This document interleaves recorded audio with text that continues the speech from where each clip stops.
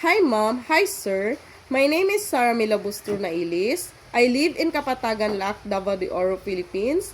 I'm 28 years old. I'm high school graduate. I am a single mother with two kids. One daughter, she is 12 years old. One son, he is 4 years old.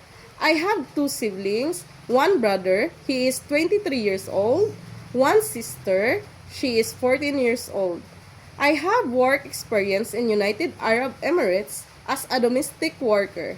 My main duty is to take care of the baby. At the same time, I have to do the laundry, cleaning, and cooking, as I'm the only one housemaid in the house. I went also in Kuwait as a domestic worker. I'm a nanny there, and I do also cooking, laundry, and cleaning. Trust me, madam, I will finish my contract and renew.